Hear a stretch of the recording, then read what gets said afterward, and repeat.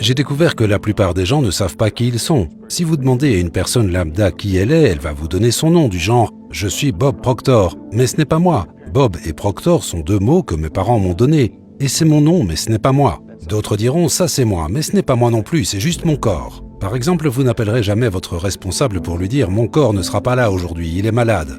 On ne dit pas « je suis main » ou « je suis jambe », mais on dit « c'est ma main, ma jambe, mon corps, mon nom ». Qui suis-je ? C'est une question intéressante et je pense que si quelqu'un commence à étudier ça et cherche la réponse, il va la trouver.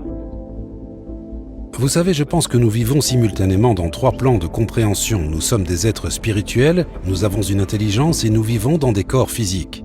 Mais parce qu'on manque d'ouverture d'esprit ou de compréhension de qui on est complètement bloqué dans un monde physique et on laisse des choses à l'extérieur de nous contrôler. 95% de la population ne font que réagir à la vie, ils ne vivent pas du tout leur vie, donc c'est... Et donc, il y aurait des barrières au succès? Il y en a plusieurs.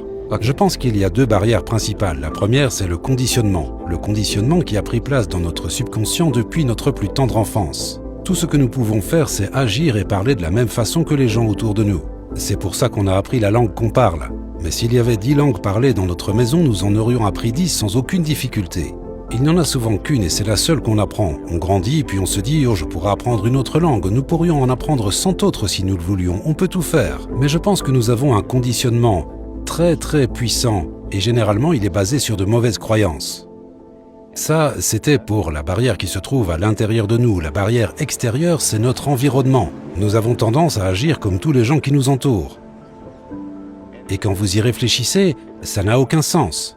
Car si vous étudiez les statistiques, 95% des gens passent toute leur vie sans réellement vivre la vie qu'ils auraient aimé vivre. La plupart des gens trouvent un boulot, ils observent leur entourage et voient qu'autour d'eux tout le monde travaille, alors ils font la même chose. Mais ils devraient s'arrêter et se demander, est-ce que ces personnes savent ce qu'elles font ?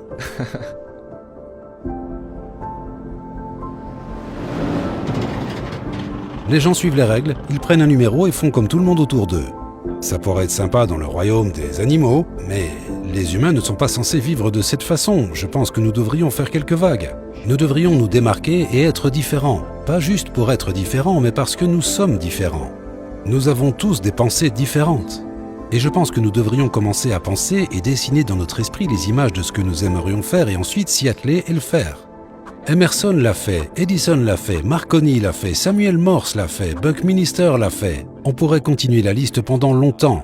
Ils étaient différents, ils se sont démarqués, ils ont fait quelques vagues. J'ai appris que vous ne verrez jamais la plus grande partie de moi car elle est non physique. Et ce que vous voyez ici en tant que corps physique n'est rien d'autre que la manifestation physique du côté supérieur de ma personnalité. Et bien sûr, c'est aussi le cas pour vous. Pour la personne assise derrière la caméra, c'est le cas pour tout le monde. Et ce qu'il faut étudier, je pense, c'est la façon dont cette partie non physique de mon esprit fonctionne. Que se passe-t-il quand je réfléchis? D'où mes pensées proviennent-elles? Comment cette chaise a-t-elle été fabriquée? Quelqu'un a dû y penser. Les pensées sont partout, et nous mettons les pensées dans notre esprit et nous créons des images dans notre esprit. Ce qu'il faut comprendre, c'est que c'est une partie non physique de nous qui fait tout ça. Si je peux créer l'image de quelque chose dans mon esprit, je suis tout à fait capable de créer une copie conforme de cette idée dans mon monde physique. Donc si je crée une image de moi-même en tant que personne heureuse et sereine, je peux vivre de cette façon. Si je crée une image de moi-même étant prospère, alors je peux devenir prospère. La première chose à faire, c'est s'asseoir et décider ce qu'on veut. Si c'est de l'argent, vous voulez combien d'argent? Beaucoup. Personne ne sait combien le mot « beaucoup » représente, donc vous devez être précis. Vous écrirez sur un papier exactement combien vous voulez. Et vous gardez ce papier avec vous et le lisez régulièrement. C'est ce que j'ai appris dans le livre « Réfléchissez et devenez riche » et c'est ce que j'enseigne dans mes séminaires. J'enseigne aux gens à se fixer des objectifs. Mais vous décidez précisément ce que vous voulez. Et puis vous commencez à penser. Vous allez avoir des pensées qui vous disent pourquoi vous ne pouvez pas l'obtenir. Vous avez la capacité avec votre esprit conscient de refuser ces idées et de les chasser de votre esprit. Penser à pourquoi vous ne pouvez pas faire quelque chose ne vous apportera jamais rien de bien. Alors continuez à réfléchir jusqu'à réaliser pourquoi vous pouvez le faire.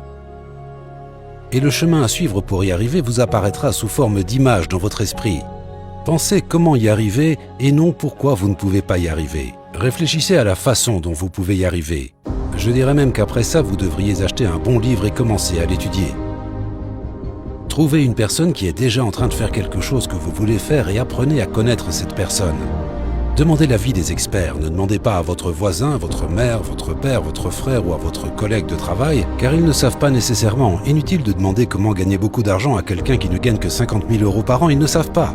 S'ils savaient, ils gagneraient sûrement beaucoup plus. N'allez pas voir un docteur malade si vous voulez être en bonne santé, donc trouvez quelqu'un pour obtenir des conseils. Achetez un très bon livre et arrêtez-vous et commencez à l'étudier. Quand vous lisez un très bon livre pour la seconde fois, vous n'y voyez pas quelque chose que vous n'aviez pas vu auparavant, mais vous voyez en vous quelque chose qui n'était pas présent auparavant. Imaginez-vous en vivant déjà cette vie. Il faut que vous compreniez que c'est une image dans votre esprit. Quand vous ouvrez un livre, le livre n'est rien d'autre qu'une image qu'un écrivain a décrite à travers des mots. On a demandé une fois au grand artiste Van Gogh comment il faisait pour réaliser des œuvres si belles. Il a répondu « Je rêve mes peintures et ensuite je peins mes rêves ». Il obtient l'image dans son esprit et ensuite il la peint sur un mur ou un tableau. Eh bien, nous nous relaxons et nous construisons l'image dans notre tête sur la façon dont nous aimerions nous voir. Comment nous aimerions nous comporter dans la vie avec les autres, notre vie sociale ? Nous voir dans le métier que nous voulons.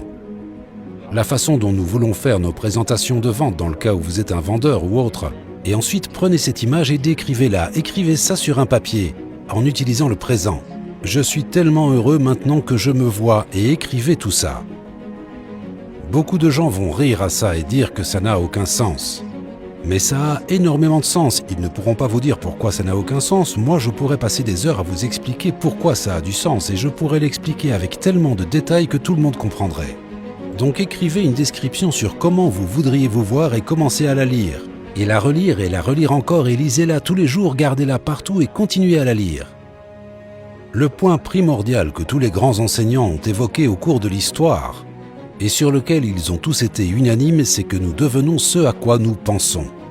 Ça peut nous paraître un fantasme au premier abord, ça peut même nous sembler être parfois un mensonge. Mais si vous lisez souvent ce que vous avez écrit et que vous commencez à y croire, comme William James l'a dit, croyez et vos croyances créeront les faits et vous verrez la personnalité d'une personne changer. Je regarde les gens lors de mes séminaires et je vois leur personnalité changer sous mes yeux. Et tout ce qu'ils font, c'est commencer à se voir d'une façon différente, commencer à penser différemment. Nos pensées contrôlent nos sentiments.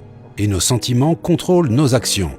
Les enfants à l'école devraient apprendre tout ça bien même avant d'aller à l'école. Ils devraient s'asseoir et on devrait leur donner un cahier vierge et leur faire visualiser les notes qu'ils veulent avoir, les écrire sur leur propre carnet de notes, tout ça avant que l'école commence, la première semaine de cours. Puis le professeur devrait dire « Je veux juste que tu te concentres sur comment faire pour obtenir ces notes et pas que tu penses que tu ne peux pas les obtenir. » Je veux que tu adoptes l'attitude qui démontre que tu vas les avoir. Bien sûr, certaines personnes diront que ce n'est pas être réaliste, mais c'est très réaliste. Cela s'appuie sur les principes du succès qui remontent à 6000 ans d'histoire. C'est de cette façon que tout a été accompli.